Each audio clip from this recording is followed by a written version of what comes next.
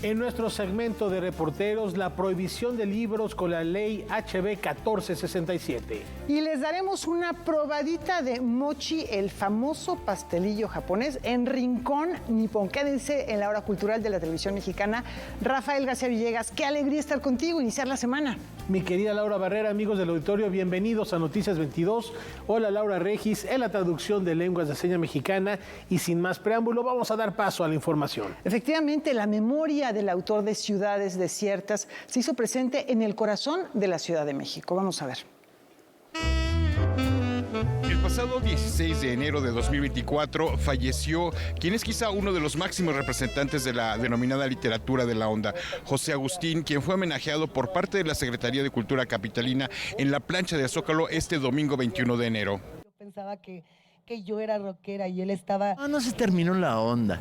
La onda fue un fenómeno que leído hoy resulta extraño, pero no menor, mayor. A ver, piensen que cuando José Agustín revienta el ambiente literario en México con De Perfil y surge toda la generación, de repente como que las letras mexicanas se rejuvenecen.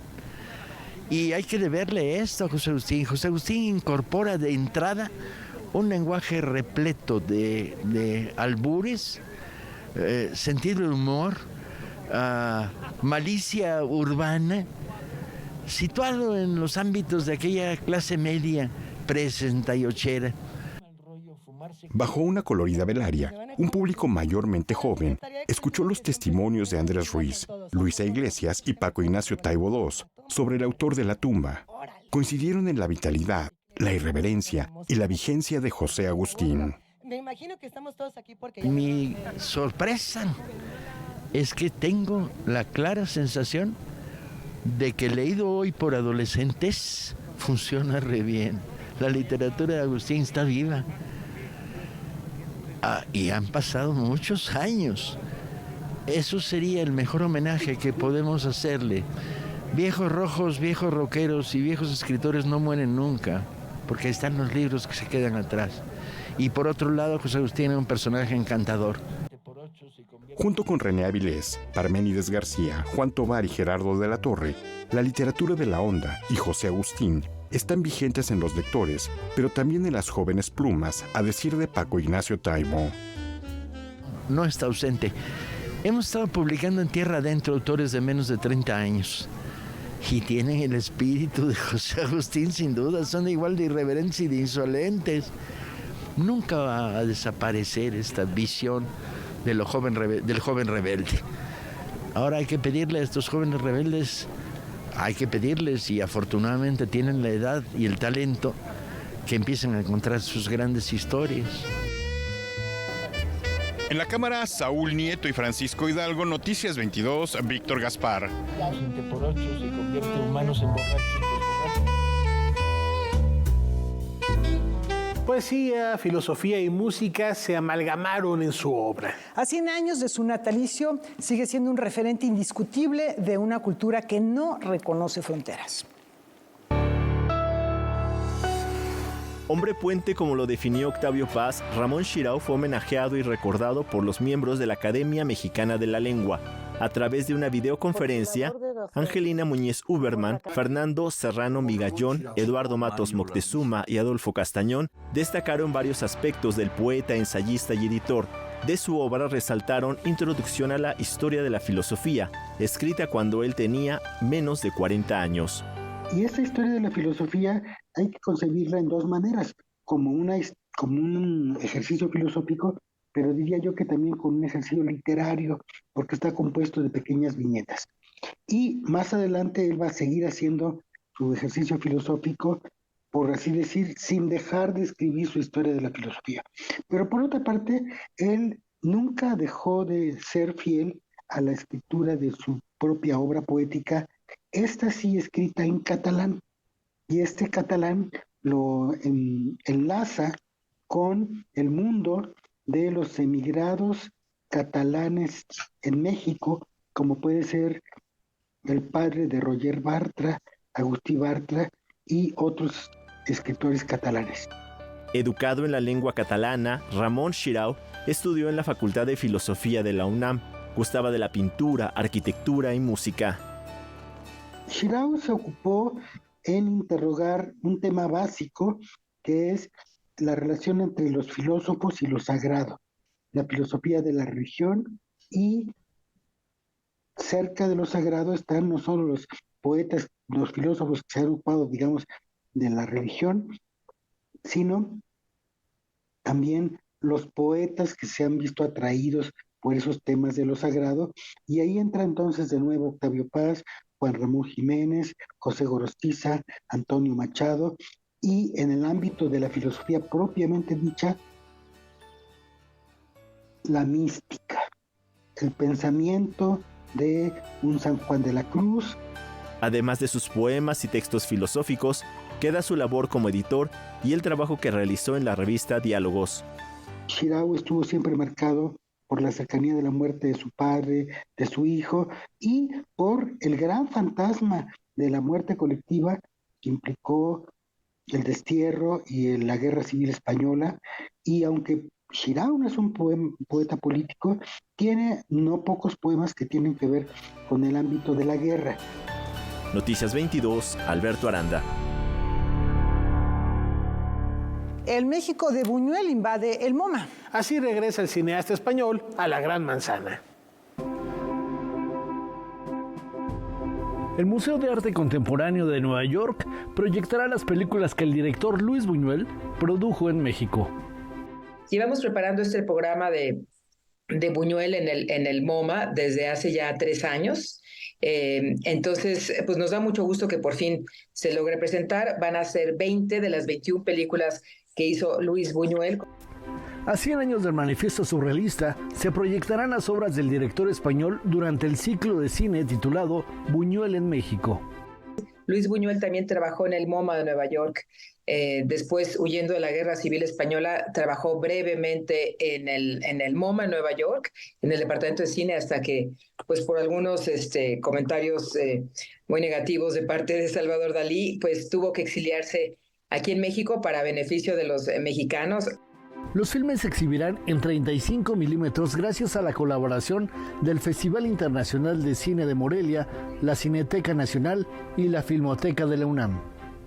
La verdad, el periodo en el que estamos presentando películas empieza desde Gran Casino, que es su primera película mexicana de 1947, y terminamos con Simón del Desierto de 1965, pasando por El Gran Calavera, Los Olvidados, que bueno, es una obra maestra, Patrimonio de la Humanidad de la UNESCO, La Hija del Engaño, Susana, Subida al Cielo, Una Mujer sin Amor, Él, que era la película favorita de Buñuel, de su propia filmografía, con el inolvidable Arturo de Córdoba, que acaba de ser también restaurada. La muestra cinematográfica se llevará a cabo del 1 al 20 de febrero en el Museo de Arte Contemporáneo de Nueva York. Esperamos que después de presentarse en el MoMA, este trabajo gran trabajo que hizo Buñuel en nuestro país, se presente en otros países también, y por qué no decirlo también, que a lo mejor haya un ciclo otra vez de estas 20 películas nuevamente en Filmoteca o en la Cineteca, ya que están todas reunidas, ojalá que se pueda concretar. Noticias 22, Óscar Cortés. El arte es el pasaporte que borra fronteras y detona la reflexión. El punto de encuentro es en la frontera. Iniciada en 2008 y luego de una pausa por la pandemia, arrancó la 7ª Bienal Fronteriza 2024, organizada por el Museo de Arte de Ciudad Juárez y el Paso Museum of Art. Artistas de México y Estados Unidos, en un radio de 321 kilómetros de este cruce fronterizo, exhiben a ambos lados piezas en diversos soportes y con variadas temáticas. Pudimos traer a 34 artistas al Museo de Arte de Ciudad Juárez. Las exposiciones vienen de artistas de ambos espacios, o sea, de ambos países. En Juárez tenemos algún número de artistas que son de Estados Unidos y un número de artistas que son del lado mexicano. Pintura y video son los que más se lograron recopilar. En esta ocasión hubo muy poca fotografía. Además de la migración, la Bienal incluye temas como la religión, la familia, el hogar, el género y la diversidad sexual. En cuestiones tanto de identidad, de entorno, de geografía, más que nada del sentir, ¿no? Como el proceso político y económico que existe entre las dos ciudades, porque tanto ha habido piezas en las que se habla mucho del discurso del cruce, como de cómo se observa, ¿no? El panorama y el entorno común. La muestra da cuenta del complejo vínculo binacional, producción que al norte de la frontera está en parte caracterizada por una cercanía con el arte chicano, pero que al sur, destaca Cristian Diego, tiene algunas particularidades. Del lado juarense o del lado mexicano, como que existe todavía esta cuestión del arte social y cívico y de demanda. Existe mucho arte de demanda en Ciudad Juárez, en el que se busca, ¿no? Una justicia respecto tanto a las pérdidas de muchas jovencitas juarenses como a la violencia, ¿no? Que fue en varios años pues el epicentro, ¿no? de todo lo que ocurrió en México.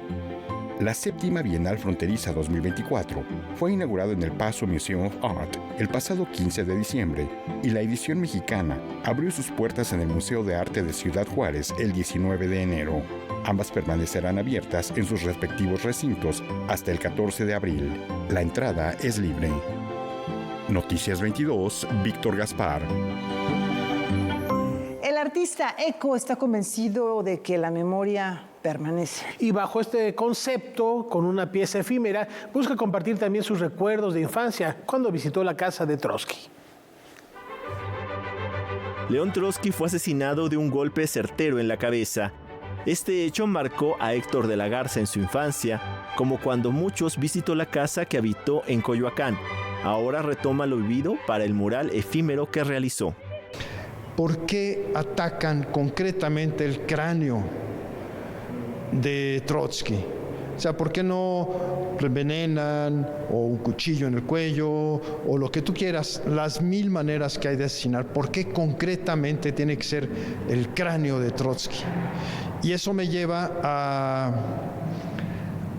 pensar en la reflexión del poder. ¿Qué era lo que querían el poder cuando estaba acabando con Trotsky? ¿Qué quería el poder demostrar? El poder lo que quería hacer era acabar con la inteligencia.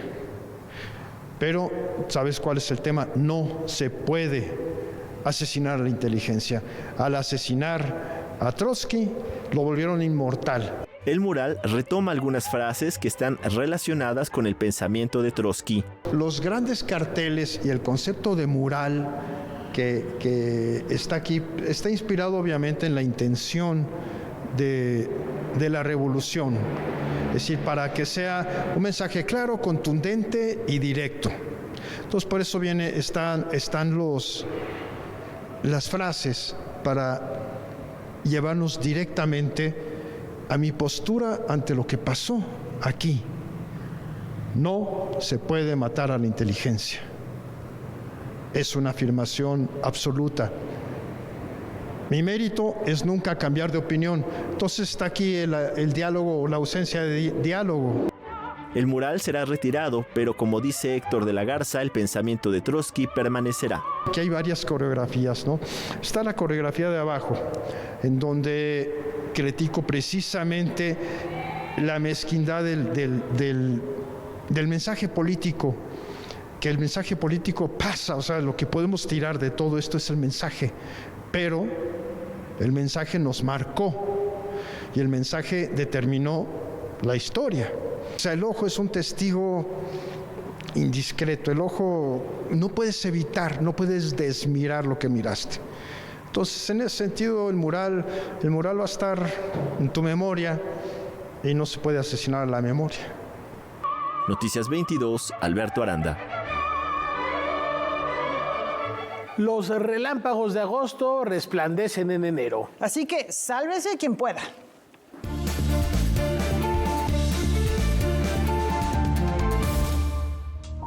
dramaturgo, narrador y ensayista Jorge Ibargüengoitia fue un autor que se caracterizó por su escritura humorística e irónica y una crítica mordaz. Autor de libros como Los relámpagos de agosto, Estas ruinas que ves y La ley de Herodes, invitó a mirar el pasado con ojos nuevos. Con libertad creativa, convirtió la cotidianidad y la vida sociopolítica del México de mediados del siglo XX en un instrumento crítico. Su punto de vista, políticamente incorrecto, quedó plasmado en el periódico Excelsior y en revistas como Universidad de México, Mexicana de Literatura, Siempre y Vuelta. Su obra sigue vigente y es trascendente porque representa el reflejo de un país que es a veces trágico y a veces cómico. Hoy recordamos al escritor que nació un 22 de enero de 1928 en Guanajuato y que sedujo a sus lectores con su manera de ver el mundo. Ahora vamos a San Luis Potosí, donde la dramaturgia y la escena se ven desde otra perspectiva. Las inevitables, las golosas. Creado en 2004 por el artista escénico, docente, promotor y periodista cultural Juan José Campos, el proyecto Teatro Alighieri se ha posicionado como un espacio de creación escénica único en el estado de San Luis Potosí. Durante 20 años de actividad a contracorriente, este esfuerzo ha centrado su atención en obras que exploran las relaciones interpersonales en toda su complejidad y en el marco de situaciones o contextos sociales de gran magnitud. Se volvió como una especie, sí, de un deseo continuo, de tratar de entender hasta qué grado los entornos nos mueven, nos motivan, nos condicionan, nos movilizan hacia qué manera en que podemos participar. El primer montaje de Teatro Alighieri fue Octubre terminó hace mucho tiempo, escrito por Pilar Campesino, la historia de amor de un par de universitarios situada en 1968. Con esa obra, el proyecto inició también la tradición de presentar su trabajo en lugares inusuales, bajo la convicción de ir al encuentro de los espectadores. En este caso fue una torre del reloj de la antigua estación del ferrocarril acá en San Luis Potosí, donde era como adaptarlo para que la gente pudiera apreciar esta obra en un formato circular, donde todo ocurría en el interior de este espacio arena. El proyecto se ha mantenido gracias mayoritariamente a recursos propios. Así ha podido realizar 18 trabajos escénicos entre ejercicios, laboratorios, puestas en escena, lecturas en atril y teatro en las escuelas. Hace más de una década, comenzó a incorporar a sus propuestas las experiencias y anécdotas de personas vinculadas o no con el teatro.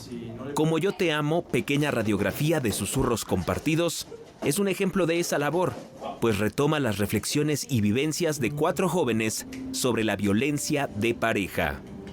Otra que continuamos con ese proceso fue con un joven que estuvo justamente encarcelado en una situación de un cateo por consumo de drogas.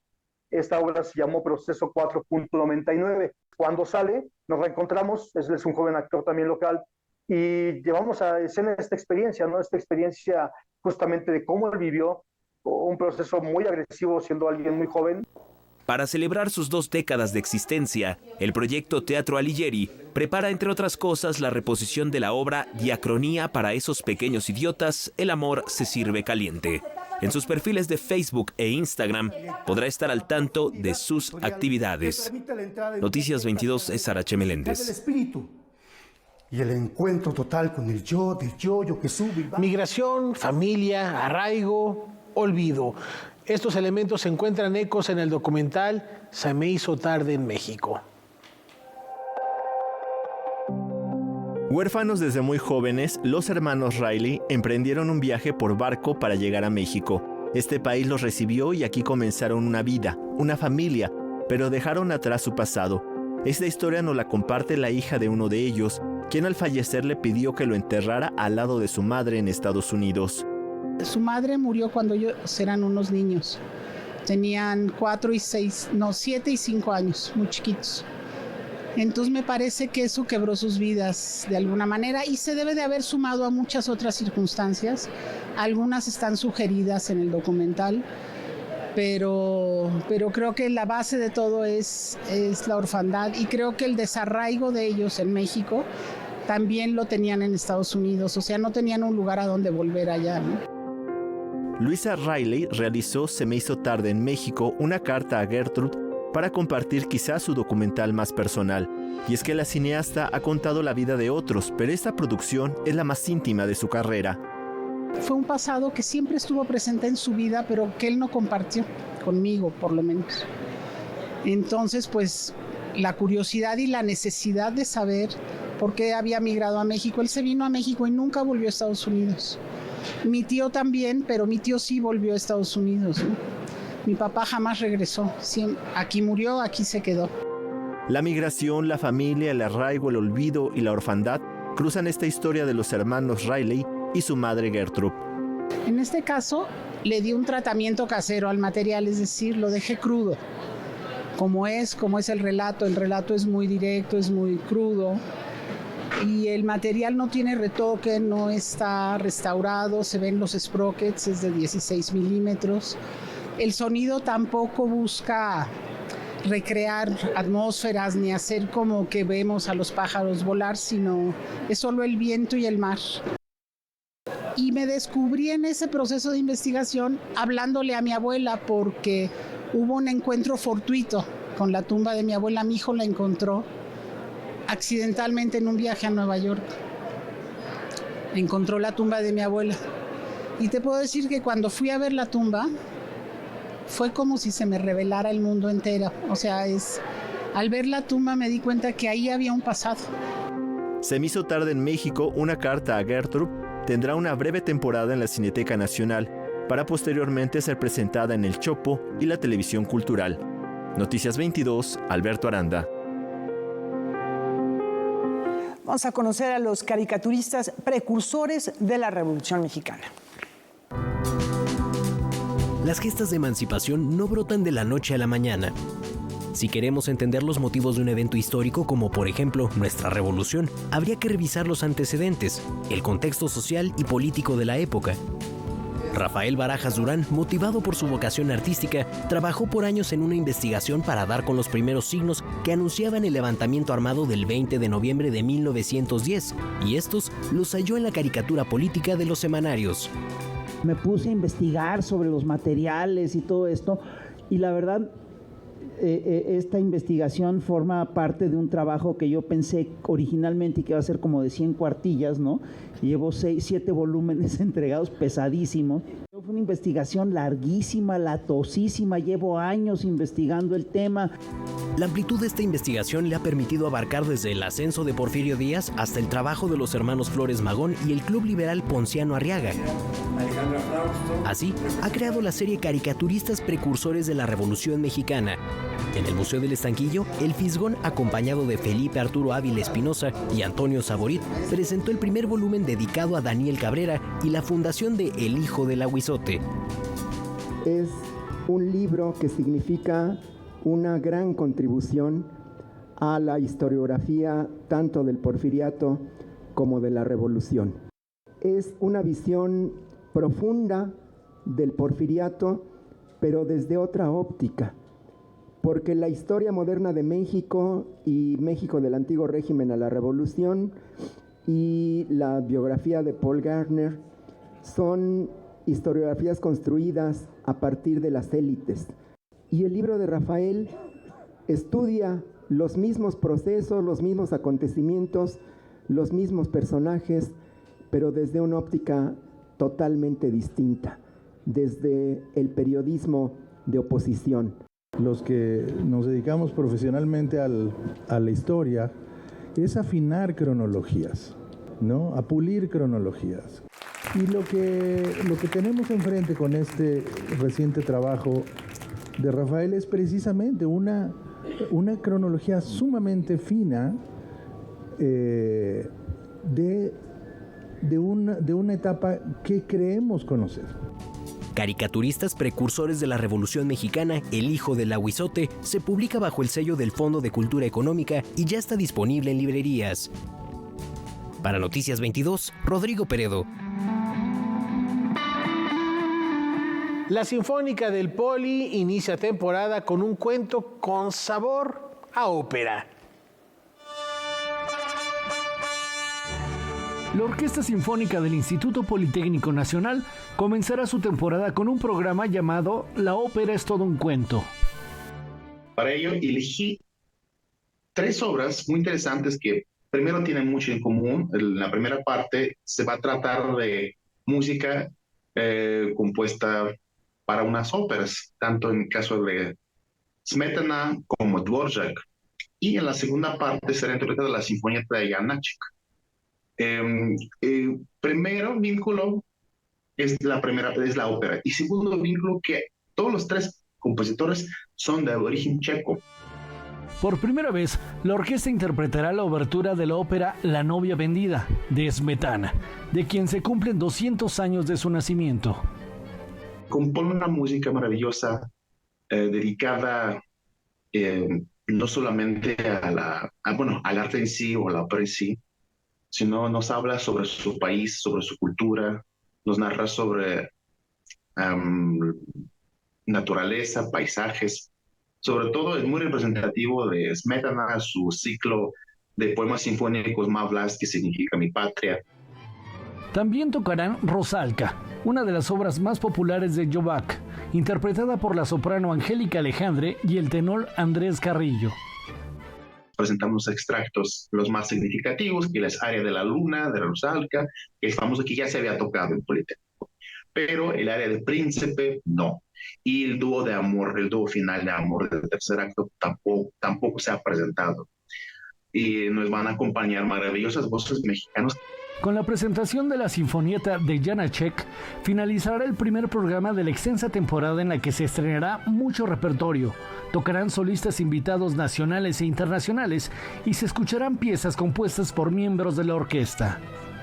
Más allá de dedicar la temporada o a algunos ciertos acontecimientos, estamos disfrutando una música clásica de altísima calidad, una programación con música nueva, interesante. Los conciertos se llevarán a cabo el 25 y 27 de enero en el Auditorio Ingeniero Alejo Peralta, en Zacatenco. Noticias 22, Óscar Cortés. Artes plásticas, cine, en unos instantes. Y prohibición de libros. Ya volvemos a Noticias 22.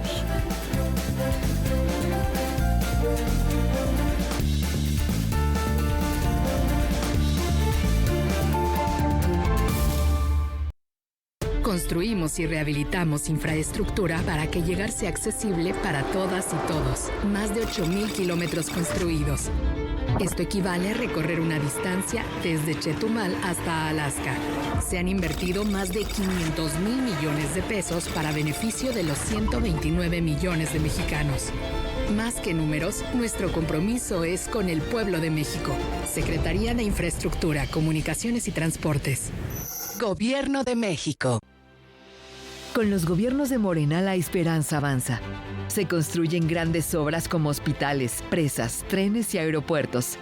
También se ve primero por quienes más lo necesitan y se apoya al campo como nunca antes. Además, 12 millones de personas adultas mayores reciben una pensión para que puedan tener una vida digna. Y seguiremos avanzando, porque con la Cuarta Transformación hay bienestar en cada rincón.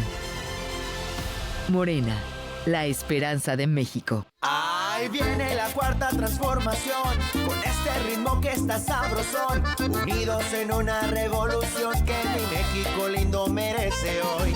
Ay, a la izquierda toma el corazón. PT es la cuarta T, PT es la cuarta T, PT es la Cuarta Transformación, porque México merece más. Ay, PT. Quiero lo mejor para México. Más oportunidades. Que podamos jugar y sentirnos seguros. Más empleo y bien pagado. Necesitamos de ustedes para que a México le vaya muy bien. ¿Ya tienes tu INE? A tus familiares y a tus amistades que viven en el extranjero, recuérdales que tramiten su INE y se registren para votar. Tienen hasta el 20 de febrero. En las próximas elecciones es importante que su voz sea escuchada. Mi INE es mi voz en México. INE.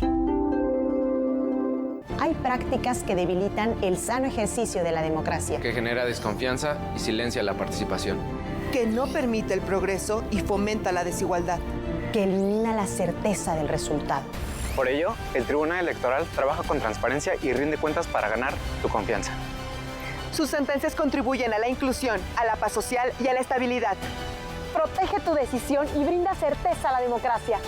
Tribunal Electoral. Protege tu voto, defiende tu elección. Los gobiernos de Acción Nacional tienen algo en común. Generan resultados positivos. En Aguascalientes, impulsa el trabajo y rompe suma récord en empleo formal. Guanajuato rescató las estancias infantiles. Querétaro ha invertido como nunca en obra pública. Chihuahua lleva atención médica y medicamento a todo el estado. Yucatán, según el Coneval, ha reducido la pobreza. Y con un Congreso de Acción, el cambio positivo es posible para todo México.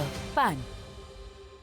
Con cada latido, las mentiras tiemblan. Con cada latido se acerca más la verdad. Con cada latido, los rencorosos tiemblan. Con cada latido, la incompetencia se va. Porque otro México es posible. Con seguridad, sin divisiones, con igualdad. Con cada latido, nos acercamos más a la victoria. Porque somos millones los que queremos para México un gobierno de verdad. PRD.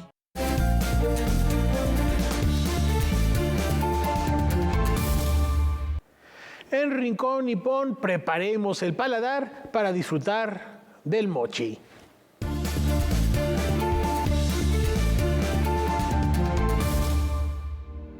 Konnichiwa amigos, soy Miri Murasaki y les doy la bienvenida a Rincón Nippon. Hoy hablaremos sobre un alimento muy famoso y peculiar japonés, el mochi. El mochi es una especie de masa pegajosa elástica hecha de arroz glutinoso, conocido como mochigomi. La preparación de este alimento se considera una ceremonia importante en sí misma. A este procedimiento se le llama mochitsuki, en el que generalmente toda la familia participa.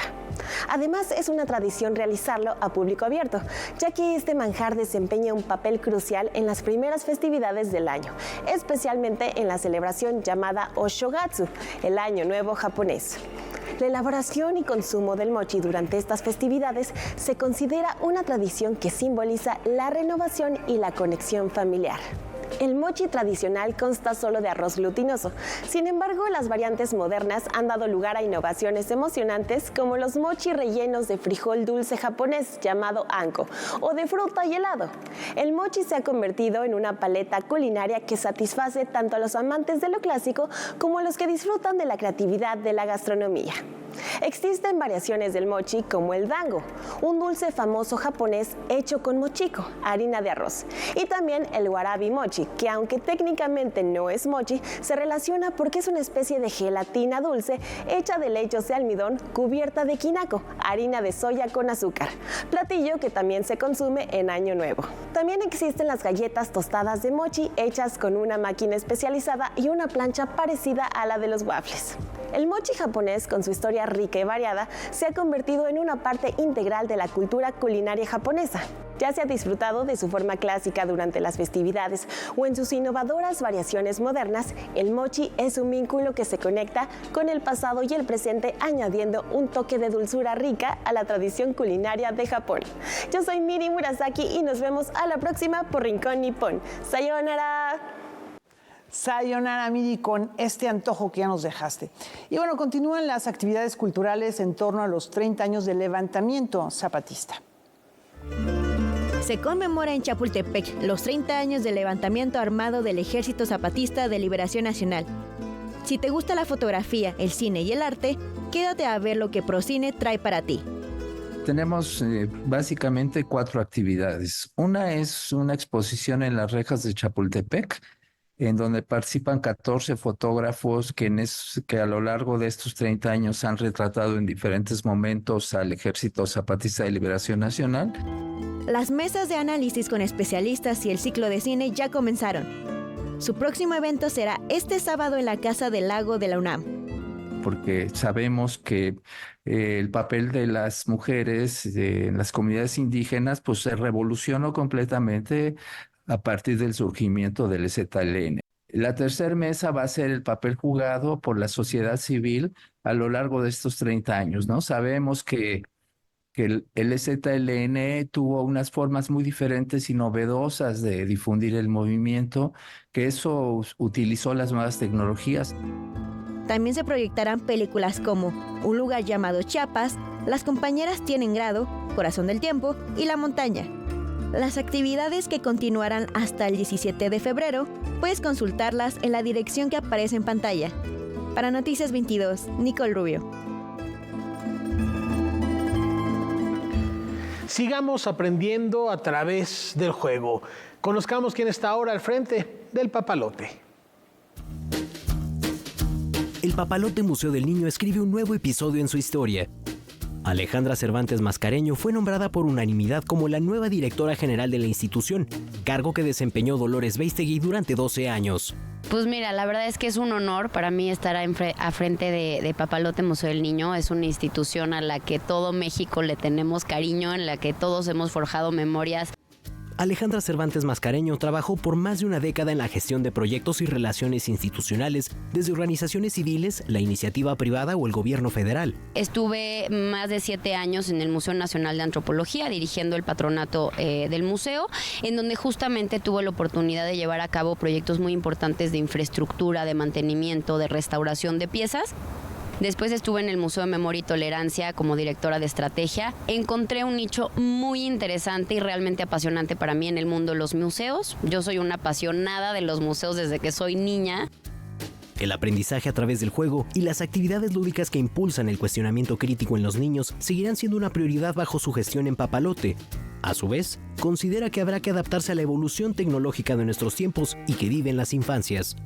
Tenemos a niños que están frente a pantallas constantemente, tenemos a niños que exploran muchísimo la tecnología y creo que uno de los retos es buscar un justo balance entre que fomentar que los niños sigan jugando y sigan teniendo esta experiencia táctil, presencial, que lo vivan físicamente y también darles esta parte de elementos tecnológicos que acompañen este aprendizaje interactivo.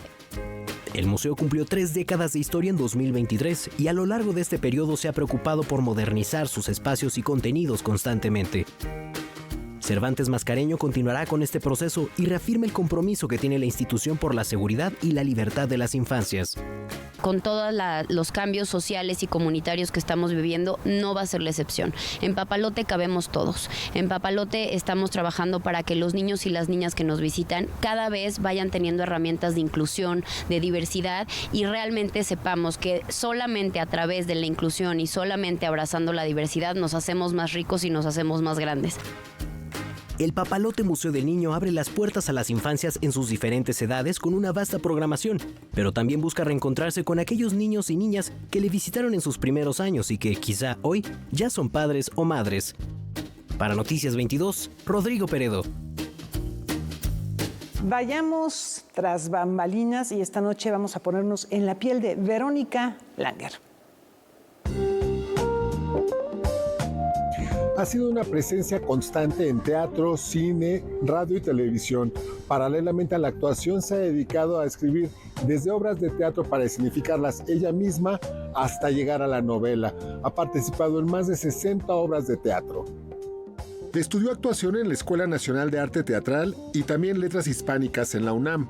Pues el teatro pues, lo es todo, o sea, yo a veces digo, bueno, ¿en qué he hecho toda mi vida? Pues ahora sí que trabajar, hacer teatro, hacer cine, hacer televisión, escribir en general lo que he escrito desde teatro, últimamente también incursioné en la novela. Verónica Langer obtuvo un apoyo del Fondo Nacional para la Cultura y las Artes, además de que recibió diversos reconocimientos por su brillante carrera. Creo que los actores tenemos esta cosa muy así de mucha entrega, ¿no? Que es lo que nos tocó hacer en la vida y como que nada, hacemos toda clase de sacrificios para estar en una función, la damos enfermos, volamos desde no sé dónde, dejamos a nuestra familia plantada para ir a un llamado. Perteneció al elenco estable de la Compañía Nacional de Teatro. Trabajó con directores como Julio Castillo, José Caballero, Martina Costa, Héctor Mendoza y Mauricio García Lozano. El teatro es que es como un poco como la familia, como es donde estamos, como empezamos, como en el centro, ¿no? Entonces ahí nos conocemos primero nosotros mismos y luego este estar con los compañeros, mirarse, o sea, responder en escena a los estímulos de aquello que está sucediendo en escena. Langer sigue trabajando con Detrás de mí, La Noche, que es el unipersonal en el que la actriz escribe y escenifica su historia a través del drama y la comedia, además de seguir su carrera como escritora. Por ahí escribí a lo largo de mi carrera algo de teatro, pues tengo, en fin, algo de teatro publicado y ahora también escribí una novela que se llama Las Larvas, aquí está, ahí la presumo. Noticias 22, José Antonio Hernández. Un nuevo espacio para la reflexión y disfrute del cine abre sus puertas. La Alianza Francesa celebra 140 años en México y comienza sus festejos con la reinauguración de la sala de cine María Félix. Le cambiamos de nombre, ahora se llama Grand Ciné y bueno, queremos pues darle la oportunidad al público de ver cine francés siempre de forma gratuita, porque consideramos que el cine francés es como una ventana a la cultura francesa y francófona. Esta sala tiene un aforo de 179 personas y un nuevo equipo de audio especial para la proyección de películas. Es una sala que fue construida con una acústica increíble justamente para cine, entonces en ciertas ocasiones lo usamos también como sala de teatro, pero más bien es una sala de cine. Esta reinauguración también supone un cambio en la dinámica de lo que antes se manejaba como un cineclub. El hecho de que el cineclub era un cine debate, tal vez la gente sentía que era un club tal vez un poco cerrado, y lo que queremos en realidad difundir es que, bueno, el cine es para todos. Se proyectarán tanto películas clásicas como películas de poca distribución en nuestro país. La cartelera se apoyará del catálogo del Instituto Francés, todo subtitulado al español. La sala se reinauguró con la proyección de la película La Brigada de Louis-Julien Petit. Además de cine, la Alianza Francesa ofrece una vasta selección de actividades para el público. Lo que nos interesa a todas las alianzas del mundo es difundir la cultura francesa, pero con la cultura del país. O sea, que se vuelve una cosa bicultural, como exposiciones, como teatro, como conciertos. Muchas veces los hacemos junto con instituciones mexicanas. Por ejemplo, a veces la Delegación Miguel Hidalgo nos apoya, a veces fue la de Coyoacán. Damos cursos de francés, pero no solamente cursos de la lengua francesa, sino que también damos talleres, por ejemplo, de conversación, damos talleres que van creando los directores de los centros y de todo tipo. Por ejemplo, tenemos un taller desde hace varios años que tiene mucho éxito, que es el de geopolítica. La cartelera y todas las actividades que ofrece la Alianza Francesa se pueden consultar a través de sus redes sociales o de su página oficial. Con imágenes de Daniel Rodríguez y Baldomero Ochoa, reportó para Noticias 22, Rodrigo Peredo. La Berlinale de nuevo pone en la mira el séptimo arte nacional.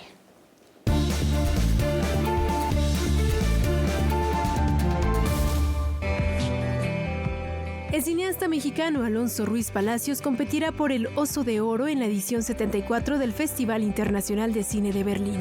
La Cocina es el nombre del largometraje con el que participará, en el que muestra una mezcla de realismo con escenas oníricas, comedia y tragedia. El filme retrata la vida de un grupo de migrantes de un restaurante de Nueva York que convive a la hora del almuerzo. Rodada en blanco y negro y con largos y fluidos movimientos de cámara, la cinta muestra la visión de una sociedad multicultural. Se trata de la primera película del director rodada fuera de México, con la que confirma su talento al mezclar los géneros de ficción y documental. La edición 74 de la Berlinale arrancará el próximo 15 de febrero.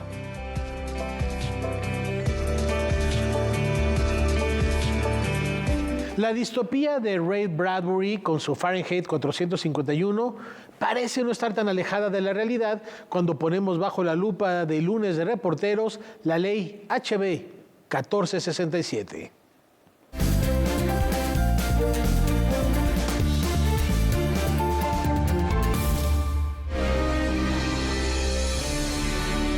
Tinísima de Elena Poniatowska, La Casa de los Espíritus y Más allá del invierno de Isabel Allende, El amor en los tiempos del cólera de Gabriel García Márquez, Como agua para chocolate de Laura Esquivel, La casa de Bernarda Alba de Federico García Lorca y autores como Anne Rice, Toni Morrison, Coetzee, Murakami y José Saramago están prohibidos en las escuelas y bibliotecas públicas de Florida, Estados Unidos. Esto por la ley HB 1467. Esto que tú mencionas, lo de la famosa ley HB 1467 y también la ley HB 1557, que son dos leyes primas hermanas que van juntas y que las dos entraron en vigor el 1 de julio del 2022, son leyes que vinieron de alguna manera a corroborar lo que ya llevaba varios años pasando acá en Estados Unidos, que era la sensación de retroceso, la sensación de vamos para atrás, la sensación de hace 2 años teníamos más derechos que ahora. Para empezar, a mí no me sorprende, ¿no? Viniendo de Florida, tierra de Trump, de DeSantis, de Mar-a-Lago. Solo con Texas, yo creo que con ese par tenemos muchos problemas en ese sentido de la libertad de la expresión. La ley permite a los padres denunciar cualquier libro que consideren inapropiado para sus hijos. Para evitar demandas, las escuelas y bibliotecas los están retirando. Hay un castigo de hasta 5 años en la cárcel para aquel o aquella profesora bibliotecaria que se atreve a no acatar, digamos, estas nuevas restricciones, ¿no? Es una especie de índice de libros prohibidos digno de la no Santa Inquisición, ¿no? Vamos, es un regreso total, vamos, en el tiempo, en las actitudes, en la política. El derecho de los padres a saber lo que se está enseñando en las escuelas, creo que eso todo padre de familia debe tenerlo. Ese no es el problema. El problema es, o la situación más bien es, que dónde podemos trazar la línea entre lo que un padre de familia piensa o siente que debe de darse o no a su hijo y qué es lo que realmente los distritos escolares pueden hacer para, de alguna forma, acomodar, digamos, esta variedad de puntos de vista. La ley no especifica qué se considera pornografía o inapropiado para los alumnos de las escuelas públicas. Para algunos especialistas, esta norma busca negar una parte de la historia de los Estados Unidos. El objetivo de esta ley no es proteger a los niños. El objetivo de esta ley es facilitar la campaña que tienen los conservadores de quitar de la circulación todos estos libros. Porque si no, no se entiende que estén prohibiendo libros sobre Celia Cruz o sobre el beisbolista puertorriqueño Roberto Clemente, que es un héroe nacional prácticamente, pero era negro. De Celia Cruz, que era negra. O de la jueza, libros de la jueza de la Corte Suprema de Estados Unidos, Sonia Sotomayor, que es morena. Entonces, ¿por qué se están quitando esos libros? Por esas razones, ¿me entiendes? Para borrar realidades que a este grupito conservador no le interesa que se hablen. Noticias 22, Alberto Aranda. El futuro de traducciones, la industria editorial y la misma educación con esta legislación están en juego. Estantes vacíos, bibliotecas con secciones cerradas y una lista de más de 600 títulos que todos los días crece es lo que ha dejado la ley HB 1467. Pero esos son los 673 libros, son los que fueron retirados de los salones de clase. Pero hay más de 5.000 libros prohibidos en Estados Unidos que ni siquiera alcanzaron a llegar a las estanterías de las bibliotecas o de los salones de clase. Las consecuencias a futuro sobre las traducciones de títulos del español al inglés y las ventas en aquel país son inciertas, así como la afectación en la educación de los niños y adolescentes. Nosotros tenemos una hija de 4 años que justo cuando nos tocó a nosotros matricular a nuestra hija en el colegio, es que se pone en vigencia, entra en vigor esta ley, por lo tanto nos impidió a nosotros poder tener a nuestra hija en una escuela pública. Nosotros nos cambiamos de casa y nos vinimos a vivir donde estamos viviendo porque nos gustan mucho los colegios públicos que están cerca de nuestra casa. Y yo pago impuestos anualmente altísimos para digamos, financiar con mis impuestos la educación pública, cosa que hago feliz, por supuesto. Pero yo no tengo la posibilidad de poner a mi hija en una escuela pública. porque mi hija viene de una familia que para esa ley es ilegal. Si mi hija hiciera un dibujo, por ejemplo, donde aparecen sus dos papás, ese dibujo habría que destruirlo rápidamente en la escuela porque el profesor podría meterse en un lío. La censura hacia la literatura siempre ha estado presente. El vampiro de la colonia Roma de Luis Zapata, La sombra del caudillo de Martín Luis Guzmán, Los días terrenales de José Revueltas, Aura de Carlos Fuentes e incluso películas como El crimen del padre Amaro han sufrido la censura. Sin embargo, la sociedad siempre ha dado la batalla. Hay una especie de contracorriente, ¿no? Donde las librerías ponen en una mesa, miren ustedes, estos son todos los títulos de Toni Morrison, por ejemplo, de Isabel Allende, por ejemplo, que han sido prohibidos por el estado de Florida, que es donde más atención se le ha dado, aunque tengo información en el sentido de que también en Texas tienen una situación parecida y teniendo a sendos gobernadores tan, la verdad, espantosos como el de Texas y como el de Florida, pues a mí no me sorprende, ¿no? Que sean esos los dos estados donde se comete esta injusticia. O sea, ¿puede crecer más? Yo creo que sí puede crecer más. La ley está más que nada ahora mismo en Florida, es donde está vigente, pero la realidad es que este diálogo sobre los libros, sobre la censura, etcétera, sobre lo que se debe de enseñar o no en los recintos escolares, la verdad es que es a nivel nacional. No trates de quitarle a niños, porque además estamos hablando de niños que están en formación, no trates de quitarle lecturas a niños, no trates de negarle la historia a los niños, no les quites a Ana Frank a los niños, no les quites libros que son fundamentales para entender el contexto mundial en el que vivimos y sobre todo no les quites libros a niños que hablan de sus propias identidades, porque a los 12, 13, 14 años son los años más importantes de tu formación como ser humano. Noticias 22, Alberto Aranda.